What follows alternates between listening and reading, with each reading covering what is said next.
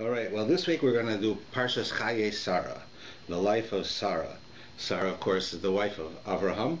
She's our first of our four mothers, so to speak. She's right. The Jewish people certainly come from her, as do many others, which is why her name was Sarah. Right? We learned already that her name was changed from Sari, which means my princess, to Sarah, which means the princess. The princess, of course, means that she's the princess over all nations, of many nations. And so we know that that's the case. However, this parsha brings us to the end of her life, the conclusion of her life. It begins, Vayu Chaye Sarah, and it was at the life of Sarah, the years of Sarah. Mea Shana, she was 100 years. The Esrim Shana, and 20 years. V'Sheva Shanim, and 7 years. Shnei Sayechara, these are the lives of Sarah. This is the life of Sarah. So Sarah was 127 years old. And they tell it in a funny way, right?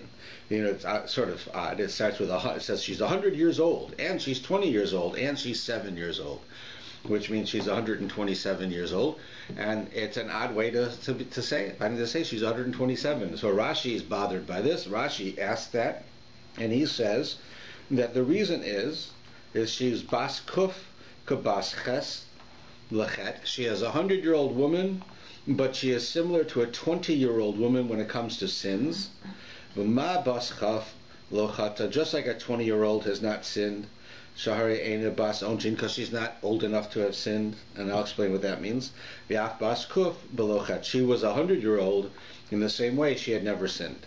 But Bas Chaf, and a 20-year-old, Kabas Zayin, she was a 20-year-old as if she was 7 years old, a Yofi, for her beauty.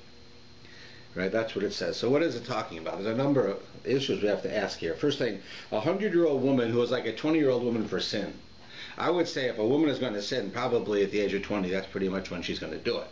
A 100-year-old woman, I don't think is going to sin all that much. But, so it's a reverse. She's exhausting. That's right. So, but the answer is that we can't confuse two things. Most of us know that a woman at the age of 12 becomes an adult. That means that she's responsible for herself, and if she does something wrong, she's responsible to be punished. She does something right, she's rewarded herself, right? Under the age of 12, that's not necessarily the case. So why 20? So the answer is that we learn that when it comes to a person who does something wrong, where the penalty is death. It says that the death penalty from heaven is only applied by someone who's 21 or older. That's men and women. In other words, when we say that a girl is an adult at 12 and a boy at 13, I think we almost sort of say it with a smile, because we know very well that you're not an adult until you finish graduate school, right? Or certainly until you're older. So what does it mean? That it means that at the age of 12 for a girl and 13 for a boy, they're beginning adulthood. Right? They're entering adulthood. It doesn't mean that they're adults 100%. It means they're responsible like adults. It's just like you have a 16-year-old kid gets a driver's license. I promise you a 16-year-old kid does not drive as well as a 30-year-old person. Right? But they have their license. It means that they're beginning the process. They know how to drive well enough that we can reasonably believe that they won't have a problem, although anyone who has had 16-year-old kids knows that's not the case. Nevertheless, it's the same idea. So here it says that she was 100 years old, meaning that through her entire 100 years of life, she was never responsible for the death penalty. Right? She never did anything wrong like that in her whole life. Then it says, even stranger is, she was she was like a 20-year-old who was similar to a 7-year-old when it came to beauty. So there's a number of questions about this. The first thing is, where do we come with the idea that we really care how pretty Sarah was? I mean, she's our foremother. She is the founder of the Jewish people. Right? Is it that we are supposed to be teaching people in the Torah that the beauty of a woman is what's significant about her? It doesn't make sense. I mean, certainly if a woman is beautiful, it's not a bad thing, and you can mention it, right? But that's not. We're talking about Sarah. It's like, you imagine, like, you have this famous rabbi and his wife, and you say, oh, the Rebbe, since she's really something, she's so beautiful. Right? That might be true, and it might be that because she works at it. But nevertheless, it's not a comment that you'd expect. So why do they tell us how beautiful Sarah is? So the answer really is that the Torah tells us, or the Talmud actually tells us a number of places about the beauty of things. It tells us that the beauty, Yerushalayim has 90% of the beauty in the world went to the city of Jerusalem. Now, if you've ever been to the city of Jerusalem, it certainly can have a feeling of beauty, but I would say that if you compare it to Venice or to some other cities, that it's not, 90% of the beauty of the world went to Jerusalem and a little bit went everywhere else. It doesn't seem right. I mean, there are some beautiful places in the world. So it's not talking about physical beauty. It's talking about more of a spiritual beauty, an inner beauty, right? In Hebrew they would call it chen. Chen is sort of, sometimes you meet a person and they can be very beautiful but very ugly, right, as a personality, and you don't want to be with them, right? And their beauty puts you off. Sometimes a person can be, reasonably attractive, but they're very compelling. They draw you to them because of their personality, of how they act. There's something within them that makes them special, that you want to be near. That's what it's talking about here. Such a person. That's what it means when it says Jerusalem is a beautiful city. It doesn't mean that necessarily it's prettier than Florence or Venice. It could be, but the spiritual feeling is such that you can't compare the two. There's no beauty in the world outside of the beauty of Jerusalem, because Jerusalem within itself has this special beauty. And Sarah was like that. It wasn't that Sarah could have been a model for Vogue. And rather, it meant that Sarah had this inner beauty about her, that she was very compelling and people were drawn to her because of her beauty. But it doesn't simply mean the way her skin laid on her body. It means how she was on the inside. So that's the next point. And then it goes on. It says, "V'tama Sarah," and Sarah dies, "B'Kiryat Arba," in the city of Kiryat Arba, he Hebron, which is Hebron. Today, if you go to Hebron, right next to Hebron is a sort of a residential area called Kiryat Arba. It's Kiryat, the city of the four, meaning it's talking about the four people who were originally buried there where you're going to read now, the cave. Right, the cave where Abraham buys for Sarah actually originally was also the cave where Adam and Eve are buried. Right? So we know it's not just them, but this cave is a cave of the patriarchs, right, where all of our most significant people were buried, pretty much all of them. So it says she's in Hebron, Be'eretz Canaan, in the land of Canaan. And then it says, "Vayavo Avram lisbod l'Sarah." Now Abraham comes to give a hesped, to give a eulogy about Sarah, with the bakosa, and to cry for her. Right. So number of questions with this as well. Vayavo Avram came. So the Medrash wants to know where did he come from? Where did Avram came? Where was he? Why wasn't he there when his wife died? Where's the story? So it says there's an argument in the Gemara. Rabbi Levi says that he came from the funeral of his father Terach. And another opinion, I forgot the name offhand, in the Gemara, it says that he came from the binding of Isaac, from the Akedah, where he's offering his son. So now there's a problem with these two opinions, which teach us a deeper meaning. When they say, where did Avram come from? He came from the burial of Terach, his father. We know already Terach has been dead for 2 years at this point in history. So he couldn't have literally come from the funeral of his father. His father died 2 years ago. It says he came from the Akedah, from the binding of Isaac. That very well could be true, that it literally is true. So then what's the other person's opinion? Like, what does he mean? So they're not really telling us that that Abraham literally came from those places. What it's telling you is that when Abraham is coming to give a eulogy about his wife, he's carrying with him these two experiences that are a part of who Sarah was. So that when he's going to speak about Sarah, he's going to speak about Sarah in light of these things. So it's almost as if, not where did Abraham come from? It's sort of like the slang expression, where are you coming from? That is to say, where Abraham is going to speak about Sarah, he's going to speak about Sarah in reference to these two things. One being the death of Terach. Terach was an idol worshiper. He was a big shot idol worshiper. He was the mogul, right, of idol worshippers. He owned chain stores of idols. And here's his son Abraham rejects everything that his father stood for and goes out and becomes a different person. Nevertheless, he goes to his father's funeral, gives his father some respect because of that, nevertheless. And yet here you have Abraham, right, doing that. That's one opinion. Another opinion says Abraham's coming from the binding of Isaac. From the binding of Isaac, what's Abraham doing? He's prepared to give up everything. God tells him, you're going to have a son who's going to make a nation for you. Now I want you to kill your son. Right? He says that you're going to have a son after all these years, but you should kill him. I want you to, Abraham, I want you to go out and tell the whole world there's only one God, and that God does not want people to kill people. He doesn't want you to kill your children and offer him as an idol. But you should go offer him as a sacrifice. But you should go offer your child as a sacrifice. Contradiction, right? And Abraham has to go do this. So there's got to be something in these two stories that have to do with Sarah. And certainly in the case of the Akedah, it's simple, is that, Isaac was not a little baby when this happened. He was close to 40 years old, which means that he allowed Avraham to do this, that he was a willing participant in this, even though it stood against everything they believed in. But if God said that, the overriding thing is, if God says it, you do it. So therefore he did it. So how did Yitzchak learn to do such a thing, to be able to have the inner strength to be able to do such a thing? That really came from Sarah.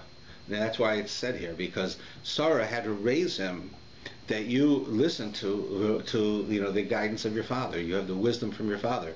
You have to listen to him. Even if what it sounds like that he's saying is absurd, you need to listen to him. And you have to follow with your father who is doing what's right. That comes, right, the ability for a child to do that, he gets that from his mother. His mother raises him, she's with him, she spends time with him. And as he got older, that's what he exhibited. But how about the opposite now? The opposite is when it says Abraham comes from his father's funeral. The case of Isaac is doing what his father wants him to do, right? And his mother teaches him that. What does Avram do? Avram rejects what his father does, right? Now Sarah would say that's wrong, except no, Sarah says that's also right. That there are times when someone is doing something that is so drastically wrong, you can't do what they say. You have to go against them. And Sarah was able to distinguish that. Like, look what Sarah tells Abraham. Listen, I know you want a child, and I know that you're a kind person, but this kid Yishmael, right, this one that you have, Yishmael, he's dangerous. He's going to hurt your other kid. He's going to do all of these things that are wrong. And Abraham doesn't want to send him away, but she says send him away. God says she's right, send him away. How does a mother do that? Okay, it's not her son, but she's a woman living in the house, right? It is her father. She knows it's her husband's child. Her husband only had this child because she went and designed this whole thing to happen, and then she rejects the child and sends him out. You have like a crack mother would do such a thing. A regular mother with a brain wouldn't do such a thing. But she did it because she was able to use her logic, and her determination was stronger than her emotions. So there are times when her determination was such that she taught Yitzhak to listen to his father. There are times when she had to say, you have to reject certain things. Those are two things that Abraham went to tell people about her. Right? That's what it tells you here. Where did he come from? He came from these two places. Not literally. Emotionally, he came from these two places, and he wants everyone to know that the reason that Yitzchak went along with me was because of Sarah. The reason that we understand that we have to reject idol worship was because of Sarah. And that's why it says it here in this case. And then it says the word Lebekosa. If you look at the third line, second to last word in Hebrew, it means to cry for her, right? Which is, of course, one of the intents of a eulogy is to make people cry. Not because crying is the end. Crying is a means. The end is, of course, when you do a eulogy, is that you want people to feel a loss. When someone dies, right, the family is in shock, right? They're not feeling anything right now. Other people come and they have no idea really who it is. Now, there are certain people who are so well known that everybody feels a loss. But in general, somebody's father dies, somebody's mother dies, and you go to the funeral, you don't know their parents. Maybe you met them, maybe you came over and they were at the house once or twice, maybe you even grew up in the same neighborhood, but you don't really know them. There's different generation, different people, different things, and you're not family. So one of the goals is to inspire people by letting them know what it is that they're going to miss now. What's missing? How the world's going to be not as good a world because these people are gone. So that means to cry, cause people to cry. They should feel the sadness of the loss of this person. Here, if you'll notice though, in the word, the fourth letter is small. The chaf, it's like, you have a word, it's like the font is 15, and then suddenly in the middle of the word you have one letter that's 8.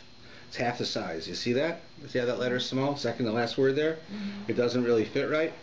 If you take that letter out, right, so it's telling you two things. One opinion is that there's a famous story that why Sarah died had nothing to do with with the story I told you. Because Sarah died, it says, because the Satan, the angel of death, went to her and said, "You know what happened? You know where Abraham is? Abraham's up on the mountain. And he's up there to kill your son." And he makes her believe that Abraham killed Yitzchak. And she was so shocked by the fact that he actually killed him that she dies. That's one opinion. It says that that's what happened. Now, people want to say that means that she died, not at the right time. She died early. That she should have lived longer. But basically, we understand that that's not the case. It's not that she died early. She died at the appropriate time, right? But it was a surprise. But the fact that she died at the appropriate time, 127 years old, so they make the letter Chaf a little smaller, so that it says that people cried for her, but they didn't cry crazy. You know, when a 20-year-old woman dies, everybody's pretty uncontrollable. That's a shock. A 127-year-old woman dies. It's a reason to be sad. Nobody is too old. There's no such thing, right? But it's understandable. A person who's that old is going to die. So the crying is a little less. So the letter is made smaller to show you that it wasn't an inappropriate time. There was the correct time. But another interesting thing is it says that when Sarah died, also they had a daughter. That they gave birth to a daughter that the Torah doesn't talk about. It mentions in a couple of parsas, it says that Abraham had everything. So the commentaries say, what does it mean, everything? It comes from the Gemara. It says everything means he had a daughter. In other words, if you have a son, and you have wealth, and you have health, and you have success, and you don't have a daughter, you don't have everything. You need to have a daughter. So it said, when he said he had everything, it says he had a daughter. So here, if you look, the letter Chaf, if you take that letter Chaf, which is small, you take it out, the word that's left behind is his daughter. Vilabasa. His bas is a daughter, right? So here they say that he comes to give a eulogy for Sarah and to cry for her. But if you take that letter out, he's saying he comes to give a eulogy for Sarah and their daughter and her daughter. Her daughter, because there are those who say that the opinion was that their daughter also died that day. So, I don't know the meaning of that, but I saw such an opinion, and you can see how it fits. So now Avraham has to go and he wants to get a grave. Now, according to some opinions, this is the last test of Abraham. Abraham has 10 tests. God puts him through 10 tests. He has to go to stand up to Nimrod. Nimrod throws him into an oven to kill him, and he lives. He has to go offer his son as a sacrifice. He does it. He lives. He has to leave his home with his father and his family and everyone he knows, and he does it. Right, so most of us would think that these tests are getting harder and harder and harder, and the hardest one has to be offering your son as a sacrifice, right? And he did the 10 tests, and it's over, right? So some commentators say no, that the 10th test, and actually the hardest test, was the death of Sarah. It was even harder than him having to kill his son. And how is that? Is because imagine this. Here Abraham goes, and he's prepared to give up everything he understands and to be made into a person who's going to be ridiculed. Imagine, he went around from people to people and he told them, don't take your children and offer them as sacrifices to idols. Don't do that. God doesn't want you to offer your children. Now he goes, after he does that, for years and years and years, now he's walking down the road. People say, where are you going? He says, I'm going to go offer my son as a sacrifice. Everything he said was going to be wasted because he was going to do this. Right? So he's prepared to do that. That's a big test. And to kill his son is a big test. He goes up to do it, and God says, don't do it. So he doesn't kill him. But he passes the test because he's about to do it. So now he goes, now you can imagine that he's happy. He didn't have to kill his son. He's fulfilled everything he has to fulfill. He's done. He goes back and his wife's dead. Right? You go home to tell your wife how happy you are and how we'll celebrate together. We're going to build a new world together, and she's dead. You say, like, God, why did you do that? Why did you take away my wife? Didn't I do everything right? And then you do that? You take my wife away from me? And the day that I do that big test, right, then my wife dies? And that's the bigger test. Because what would an average person, a lesser person do? A lesser person would regret everything he did. Yeah, if I hadn't gone to offer my son, this wouldn't have happened. Right? That's what he basically saying. If I didn't go and listen to God, this wouldn't happen. I go because I do what God wants, and how does he pay me? takes away my wife. If he would say that, then all of the good that he did, right, was for nothing, because he's now rejecting everything because of it. The fact that he doesn't do that, that he accepts it, and he's the same person, or maybe even a greater person, shows you that Avram passes that test, and that's a hard test. After you go and do, can you imagine that you go and let's say you work your whole life, and you never take a vacation, so that when you get a certain age, you're gonna take this big vacation, and then someone steals all your money the week before the vacation. Right?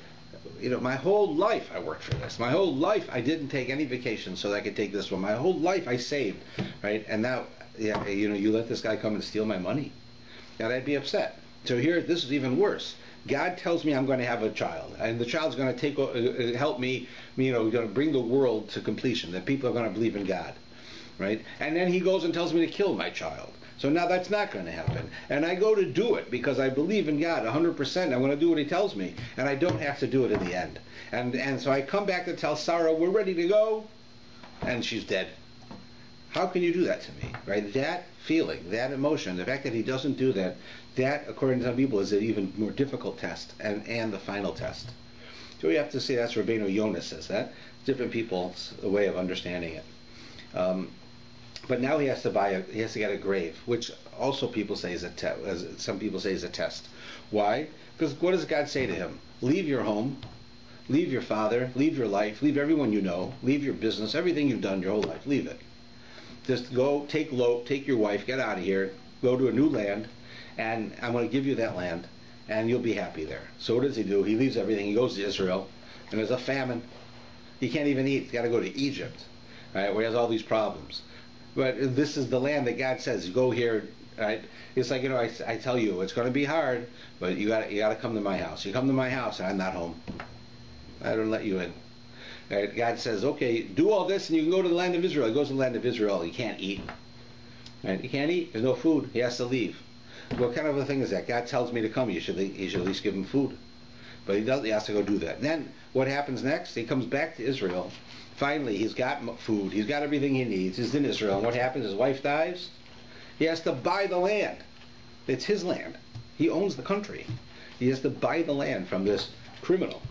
This guy, Avram, who supposedly is like the city elder, is like the mayor of this area of Kiryat Arba, right? And he's going to negotiate with Abraham for land that Avram already owns. Avram can say to him, "Who are you? I'm going to do the law of eminent domain. I'm taking over the land. This is my land. I own the whole country." And he doesn't do that. He keeps the guy's dignity, who's like a Canaanite who was there, one of the 7 nations, and instead of telling him, listen, God said this is my land, you get out of here, he says, okay, I'll buy it from you. He has to demean himself to buy it from this guy. And who's he buying it from? He's not dealing with like an up-and-up guy. This guy it's a bit of a funny story, but he is like the stereotypical used car salesman. Right? Today, maybe it's not like this so much because there's all these laws. But in the day, there was, like when I was a kid, everyone knew a used car salesman was a guy who could talk you into buying anything, right? And that's what they did.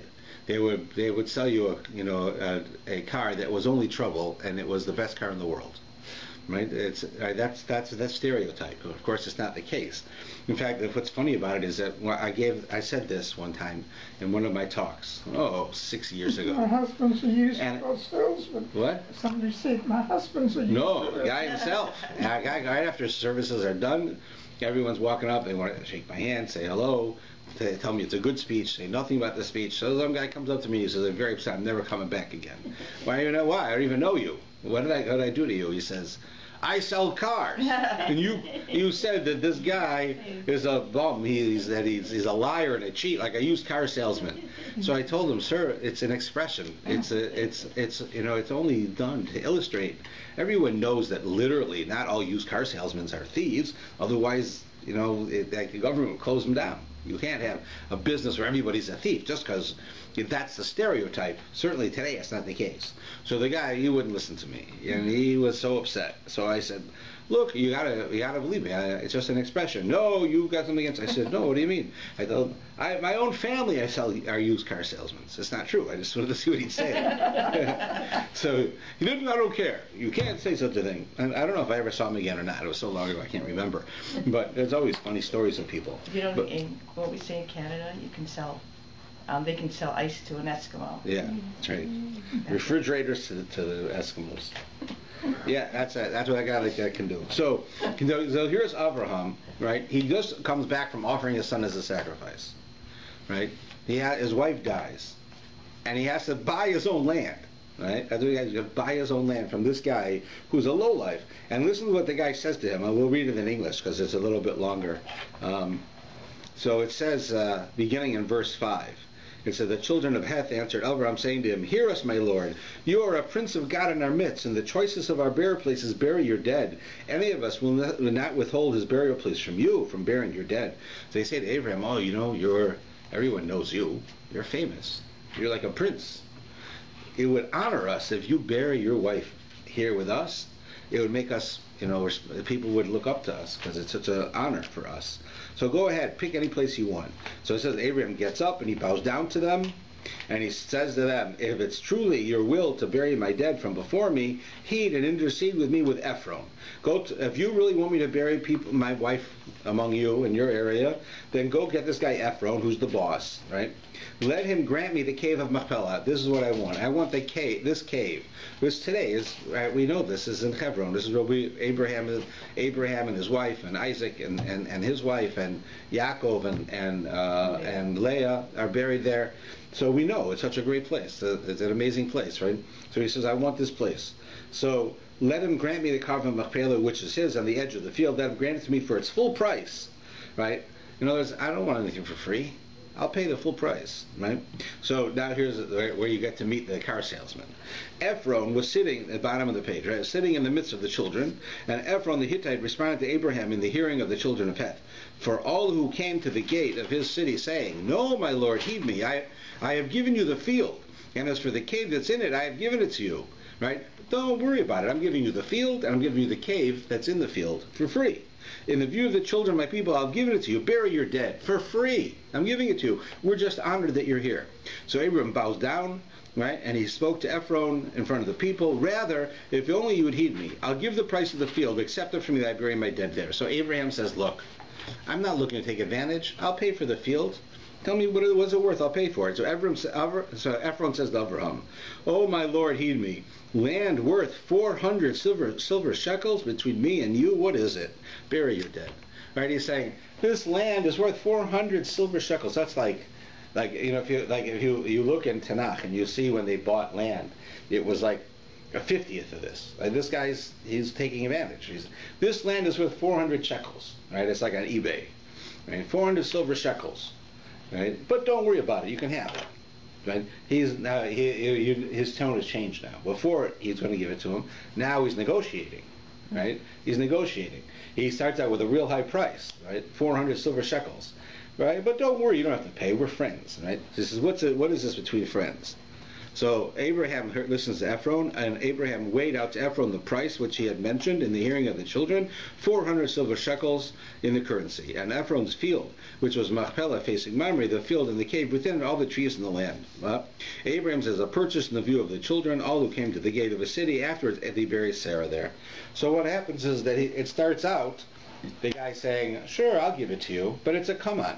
He's going to sell it to him. And he's going to sell it to him for an enormous amount of money. And he says, look, it's like you go, let's say you want to buy a car, right? And you see the list price of the car is $30,000, but you want a blue one, and only one guy in the city's got a blue one. If you want the blue one, you got to wait. This guy's got one, so you go to see him. So the list price is $30,000. Everyone knows with the car you pay less than the list price. So you go there and you say, look, I don't want to have any problems. I want this blue car. I'll give you $30,000. I'll pay the full price. And I said, oh, I'm sorry. $30,000. You know what? Everyone knows you don't pay $30,000 for a car. You should pay less. He said, a car like this you should be able to get for $26,000. But on the other hand, I'm the only one who's got one. and no one else is going to get it, and everybody is giving me such a hard time to sell this. It's not me, it's the business, the company, the owners of the business. They want me, I have to charge you $40,000. All right, what is this? Right, that's what he's doing. That's what happens here. It's a negotiating, and Avram says, I'm not getting into this. You want, that's what you want, that's what I'll give you. It's my field anyways. I already own this land, and you're selling me my land at an exorbitant price. Right, that's what's going on. And then he does it. And then it goes through that Avraham has the funeral. And then we go on to the next section at the bottom of this page. Avram was old and well out in years, right? Avram Zakim Baba Yamim, he was old, and right? But Baruch has Avraham Bakol.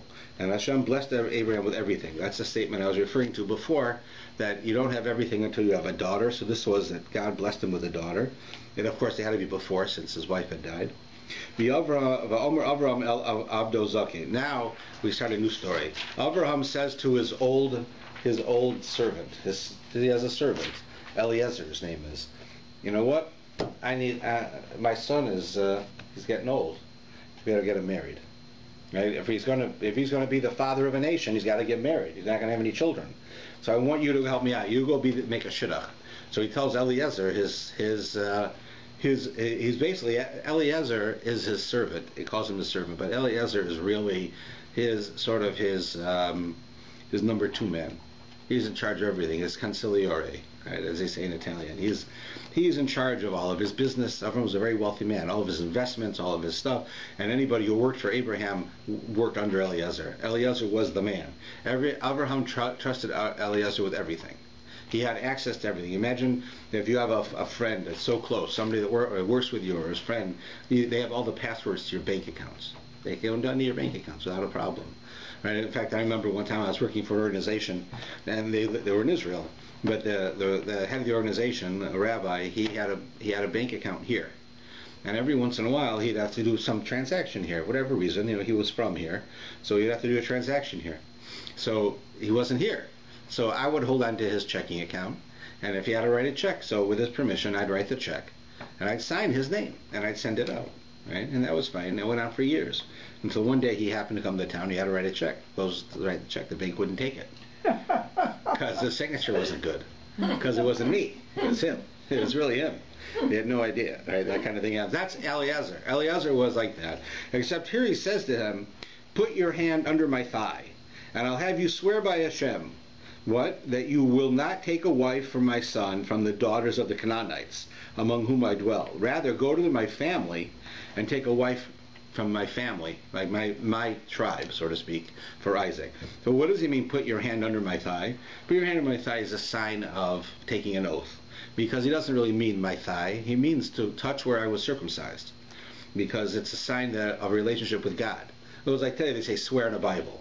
So the closest thing to that, right then, was Abraham was a holy man, right? It wasn't a sexual thing. It was God put his mark on the human being by him being circumcised. So he says, put your hand on my circumcision and swear that you're going to do what I tell you. So here you're talking about a guy who has access to all of Avraham's money, all of his belongings, everything. And he sends him out on a simple job, go out and get a wife for my son. And he makes him swear, not that he'll get a wife, swear that he won't take a Canaanite. What does he have to swear for? The guy could swindle Abraham of all of his money, and he wouldn't know it. But when it comes to this, he has to take an oath. And it's not even an oath that he'll get a wife. It's an oath that he will take a wife only from this group, not from that group. So first thing is the impetus that he does this in the first place. That why does Abraham even raise this? First thing is that Eliezer himself came from a cursed people, right, from Canaan. Remember the story of Noah? Noah curses his son and his son Canaan, so that the offspring of Canaan are cursed. Whatever that means, we'll deal another time. But Eliezer comes from that. He's a Canaanite. He comes from these people, and he's from Damascus, but he comes from a cursed people. He says, I'm cursed. I can either act like an animal, or I can become close to Abraham. So he's close to Abraham, right? So he feels that if he lets his daughter marry Abraham's son, the curse will be gone, because he's such a special man. Eliezer, he's a very righteous man. So Avram says, no, you can't do that. So you have to wonder, here Abraham doesn't allow him to marry the Canaanites, but he allows him to marry his family. His family are idol worshippers, right? God says, get away from your family. Go to Canaan. So who do you think are better people? The people God tells you to get away from, or the people he tells you to go be with? So Abraham realizes this, that while it's true, Abraham's family and the Canaanites are both idol worshippers. The difference was that Abraham saw that in his family there were people who had good character traits. They were generous. They were kind, right? While the Canaanites were pagans. They were only interested in themselves, and therefore they had bad character traits. So Abraham felt, I know that if you have a person who's a well-meaning person, I can show them why they should believe in God. They're a good person anyway. I'll show them why. But a person who has bad character traits, I can't fix that. What am I going to do with a person who's stingy? How could I make a stingy person not stingy? But if a person is already of a good personality and they're good people and they care about people, just because they have an error that they're idol worshippers, I can fix that. So that's what Abraham's saying. Go to my family where they're good people. Don't go to these people. These people are cruel. They're not nice people. So he tells them to go to his family. He makes them swear because Abraham is looking for a son for his wife. It's the future of the Jewish people. It's just an interesting thing because they tell a number of stories about different rabbis, but as they go, they tell that one of them is about the Chafetz Chaim. So they say that one time the Chafetz Chaim was he was coming into a town and it was Friday and he needed a place to stay for Shabbos, right? So he goes and no, how did it work? No, I know what it was. A man comes into town on Friday and he needs a place to stay for Shabbos. He has nowhere to go and he needs a place to put his money. So he goes and he asks, where can I put my money? So he's arguing this guy or this guy or this guy. He finds a place. Then the Chafetz Chaim invites him for Shabbos himself to come to his house. So he comes right away. Right, so the Chafetz Chaim, they say that he complains to the guy. When it comes to your money, you go and you investigate who the person is you're leaving the money with. You put it, that he might steal your money. Yeah, you don't just if I tell you that you can trust this guy, you don't believe me. You got to ask everybody in the city before you put your money there because your money's important to you. But when it comes to keeping Shabbos and keeping kosher, and you're staying at my house, you don't even ask what it's like. Right? So how come it's more important to you, your money, than it is holy things? Right? So with Abraham it was the opposite. Abraham understood the purpose of my money is to do things with. Right? So if Eliezer acts correctly or not correctly, it's only my money. But my son is my future. My son is the Jewish people. So him I have to make sure. So here you see that even though Abraham trusts Eliezer 100%, this one area he makes him swear because he wants to make sure that he does it correctly.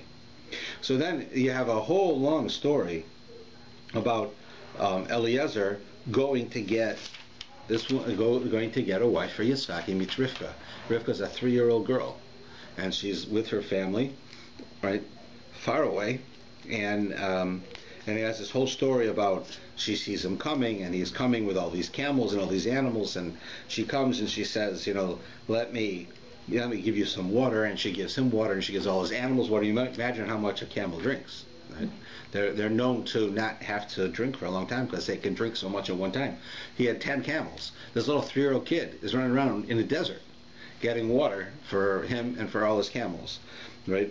And it tells you the whole story in detail. Right? It's going to tell you the whole story twice, actually, but here it tells you in detail, and that's how Eliezer realizes that this is the right one, because she does kindness, she does chesed, she cares, she says a little and does a lot. She says, "Let me help you a little," and she helps him a lot. Where do you see that? You see that with Abraham and the angels, the same thing. He says to the angels, right? He thinks they're men, and they need food, they need to drink, they need a place to stay. So he says, Come into my house and I'll give you a little bit of water. And we know from last week's parsha, what does he give them? He gives them water, he gives them tongue, he gives them mustard, he gives them fresh bread, he gives them all. But you said a little bit of water. Say a little, do a lot, right? Don't say a lot and do a little. And she was the same way. So Eliezer realizes this has got to be the wife for my master's son. And he picks her and he gives her gifts, and she's going to marry him. Right? That's that's going to happen. Then you have this whole discussion of it for the next few pages, where he goes through this. And then what happens is he goes back to Abraham. Right? After he goes through this whole thing, he goes back to Abraham and he tells Abraham what happened. And the Torah tells you the exact same story. And this story is like 20 lines long. And then he tells you again. So it doesn't make sense. Here Eliezer goes and we need to know what happens. So he goes and she gives him water and she gives more water than he asked for, and then she takes him in and she invites him to her house, and her father is there and her brothers are there, and what they say and what goes on, and finally he decides this is the right girl. And then he goes back to Abraham and he says, and I went there and I had my camels and I went there and she offered to give me a drink and she gave everyone a drink, and then we went to her parents. He goes on and on and on and on. Like, just say, you know what, the Torah can say to us, this is what he did, fine. He goes back to Abraham, tells him the whole story, and Abraham says, okay. But he doesn't. He tells the whole story again. But why is that? The Torah is known to be succinct. The Torah uses not an extra word, not an extra letter. If there's an extra letter in a word, it's not extra. It means we don't know why it's there. We have to find out why. But certainly you have 2 paragraphs in the Torah that's a total repeat of what we just heard. So why it does that? So the Talmud says that even the words of the servants of our forefathers are special. They're holy. Not only is there a hidden meaning in the words, the Torah is full of hidden meaning, but what it's saying is that if a righteous person is special, a person whose life is dedicated to being a kind person, a good person, close to God, close to people, right? Not only are they special, but anybody who associates with them regularly, they become special.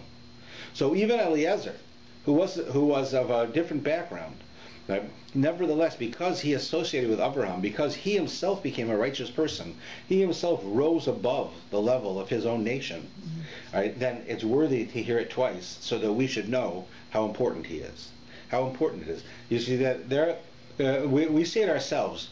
Not all of us have the ability to become the greatest at something. Certainly not necessarily the greatest rabbinic leader or the greatest tzaddik, right? Not all of us. I think we may have the ability, but at this point in our lives, we haven't done it, right? But what we can do is associate with those people who have, right? We have that ability, and by associating with those people, it raises us up. This is an important statement on environment. That while I do believe in the idea that you have to have an open community with all kinds of people, right, in the community, there is something to say about having an environment to raise children, especially, that is an environment where everybody is either as spiritual as your family or more. So that their environment that they see is that they're close to righteous people. They're involved with righteous people. So that they get used to that. So that it becomes normal for them.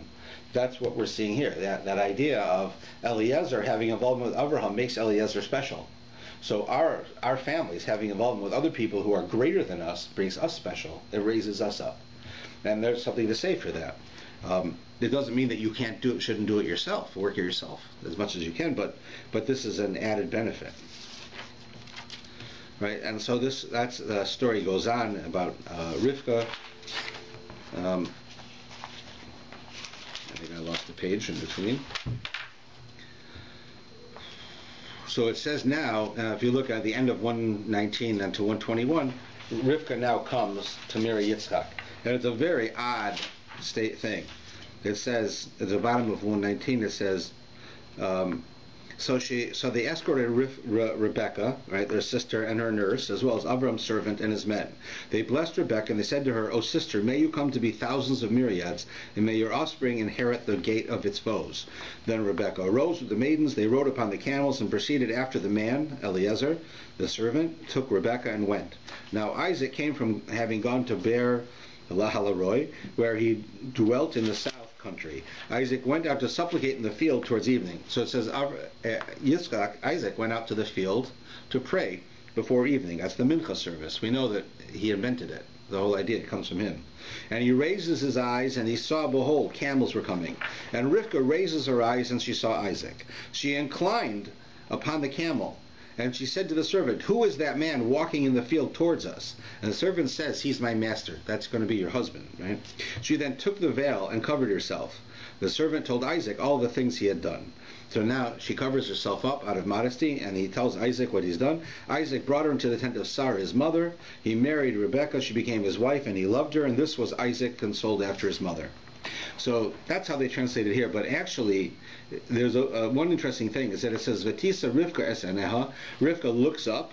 V'tera es Yitzhak, and she sees Yitzhak. V'tipol me'ala gamal. And I translated that she inclined on the camel, but tipol me'ala gamal means she fell off the camel.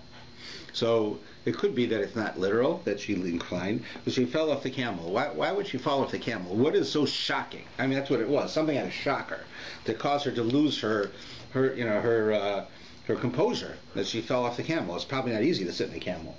And they say is that because Yitzchak, right, seeing Yitzchak, it wasn't that he was so handsome that she couldn't control herself. It was that, it says that Yitzchak was coming back from communing with God, and that he had a glow about him. He was an extraordinary person. He was very close to God. She had never experienced something like that. She saw a man who was like an angel, and it shocked her so much that she fell off the camel. In other words, she finally came to the realization of who she's dealing with, right? And that was shocking to her. And then it says, interestingly enough, and this order is very precise, it says that Isaac brought her into the tent of Sarah's mother, and he marries her. So he takes her to the tent of Sarah's mother. That is, Sarah's dead. She's gone. What does it mean he took her to the tent? So it says in the Medrash that Sarah had a number of miraculous things that she did her whole life. And one is that she lit Shabbos candles before Shabbos. All right, like we all do. Why do we light Shabbos candles? It says because it causes shalom bayis. It makes peace. Lighting, right, because you can see. Right, you don't fall over things, literally. But it means it makes peace in the house. It says that Sarah's candles burnt from Friday afternoon until Friday afternoon every week. They burned a whole week. That means there was peace in her house all week. When she died, that ended. Right? It didn't happen anymore. Whoever would light the Shabbos candles from that point on, they didn't burn. They burnt until they went out, just like ours. It says that when Rivka came, and she did it, they burnt for the whole week. Now, Rivka was like Sarah. She was that kind of a person. So it says that miracle came back. So he brought her into the tent, and he saw this happen. So he knew this was the woman for him. So then he says he married her. Right? That's the next part. She became his wife, and he loved her. Now, this is a funny thing, is that first he marries her, and then he loves her. Now, of course, in a literal sense, it means first he married her, and then they had relations. Of course, you don't do it the opposite way. But when I hear it's also saying that he loved her afterwards. Now, we're raised in the West with an idea that you have love before you get married, right? You have a thing like love at first sight, and you have all these feelings of love, and then you get married. But the fact is that in Jewish tradition, that's really not true. That's really not how we do it. We really believe, and I think that I can be brave enough to say that you'll probably agree with this when we think about it, which is whatever feelings we have for the person we married before we're married, they could be the beginning of love. They're probably more like infatuation. Something's drawing me to this person. I like how they look. I like how they act. I like the attention they give me. I like their sense of humor. I like how responsible they are. They remind me of my father or my mother or something. And I'm drawn to this person, and they're drawn to me back. Then after you get married, that's when love begins. Love is the byproduct of effort. It comes from taking care of someone who's sick. It comes from doing something special for somebody. It comes from working together. Do you ever hear how people say that the first years of your marriage, which are the hardest, were actually the best? The first couple of years when you had no money, you had nothing, right? You were happiest in your life. Many people say that. That even today I have enough money I make in a month what I made in a year back then, and yet I was happier then. Why was that?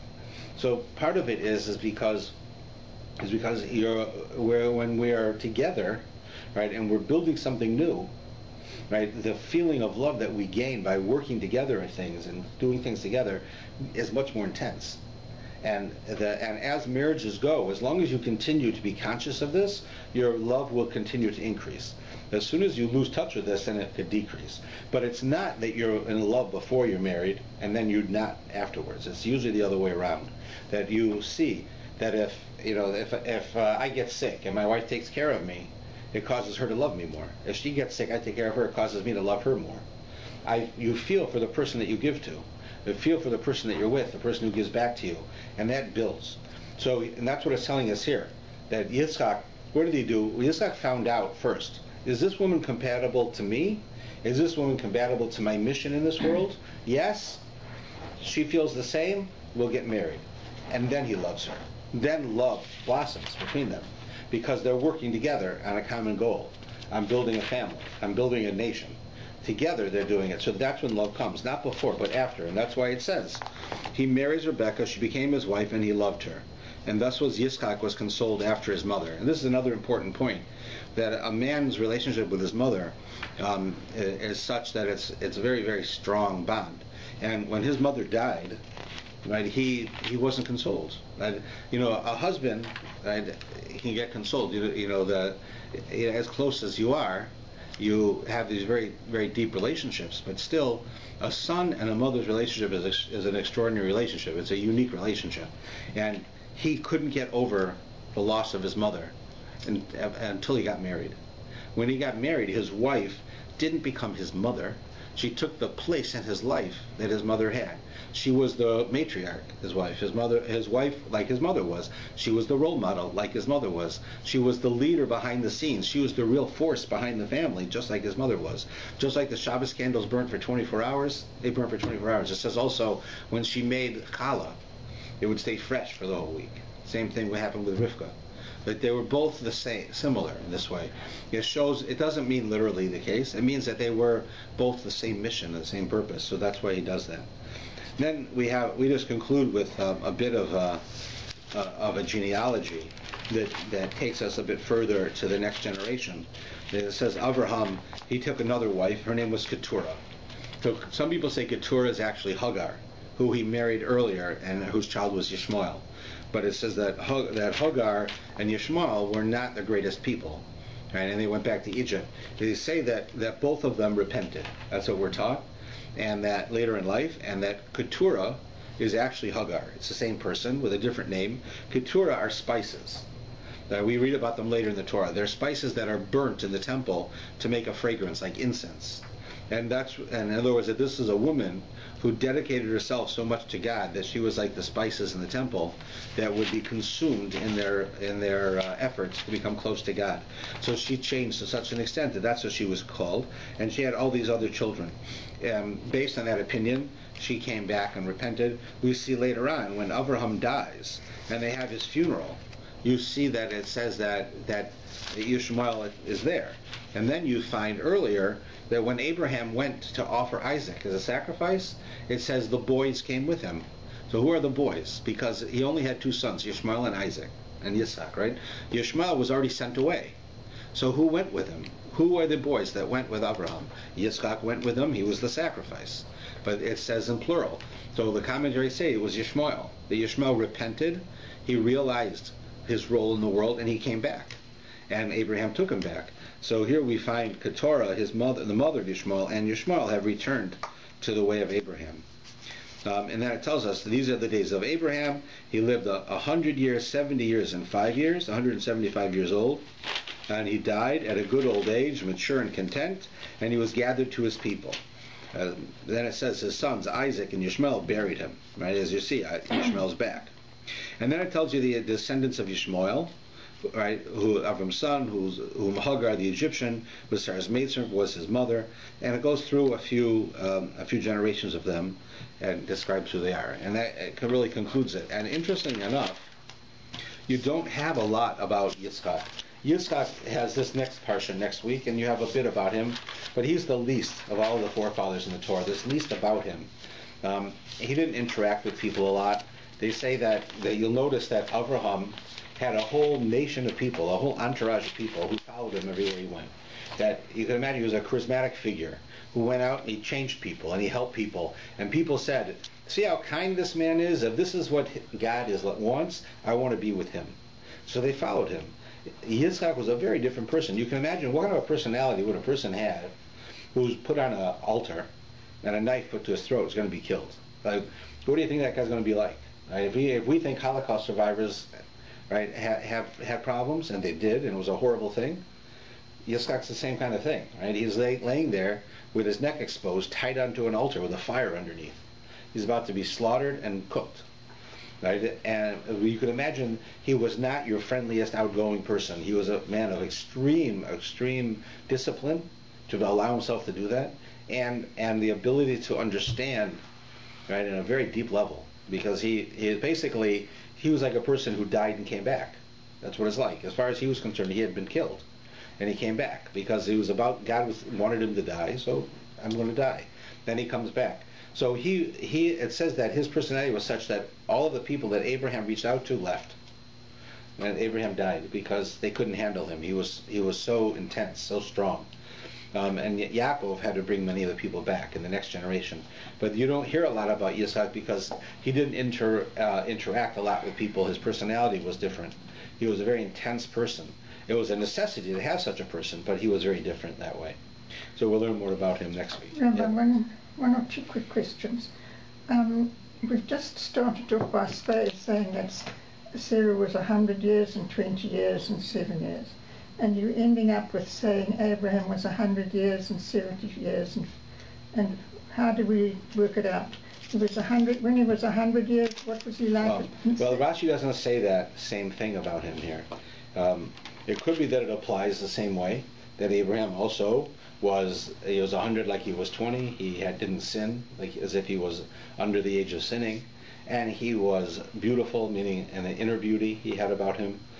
So you could say that So could you apply. don't think it's significant? But they didn't. Use that expression because as the Rashi's only going to ask that question the first time you see it. After that, you can either presume it's the same, or that there's a specific reason why it was said by Sarah. We have another important thing they say about Sarah. I'll tell you as we're finishing, is that this is that the Sarah's age was the same amount as the number of countries that Esther was the queen over. It says, Esther was the queen, right, in the story of Purim. And it says that Ahasuerus was the king of 127 countries. So the commentaries and the Gemara brings an allusion to this and says that there's a relationship here. Just as Sarah was 127 years old and how great a person she was, there was a relationship between Sarah and Esther. There was a tie there. So that when Esther became the queen over all of these countries, it was with the guidance of Sarah. It was sort of like a spiritual guidance that made her who she was. And the other question is, if nothing in the Torah is unimportant, so to speak, and we get rid of irrelevancies, what does it matter that Rivka was 2 years old when she watered all the camels? Well, 3. Well, what does it matter? It only matters that it's remarkable. We have to understand that ages and life was very different than today. I mean, look how long they lived, right? Mm-hmm. So you can't, on the one hand, they lived long lives, so you think they must mature slower, right? On the other hand, we have these young people doing very adult-like things. So if we take it literally and say that she literally was 3 years old, and the reason we say that is that when you start adding up things that you know that she was at and that she did and that she lived and how old she was when she died, it had to be that this story happened when she was 3. Now, to say that Yitzchak actually married a 3-year-old is almost absurd. Mm-hmm. Not that it's not you could marry a 3-year-old, right? But it does give us reason to understand. Like, I told you that he brought her into Sarah's tent and that the candles burnt. Well, the way the Torah tells you, it's like he brings her into the tent and then he marries her. But then how would you know that the candles burnt for a week? Because you were only in there for a minute, right? So you'll see that there was a longer period of time. And it could be that he met her when she was 3 and they became married, but they didn't live like husband and wife until she got older. That very well could be, because it's hard for us to understand how ages of people was back then, because even if a 3-year-old is a 3-year-old, that she lived basically 1,300 days, right, 3 years, nevertheless we still have to understand that she's 3. A 3-year-old, right, is not even sexually aware, let alone having the ability to have a child, or that a man would even come near her. But therefore, there's parts of the Torah that the Torah, God is saying to you, listen, be logical. I don't have to tell you to breathe. I don't tell you that Abraham breathed. I don't have to tell you to breathe. There's no mitzvah for you to breathe. You're going to breathe, because if you don't, you're going to die, and you can't stop yourself anyways, right? So I'm not going to tell you that Yitzchak waited before he actually lived with this woman. She was 3 years old. Of course he waited. I have to tell you that, right? That's that very well could be the point behind it. That she wasn't. She might have been 3, but she wasn't 3 when they actually went through all of this.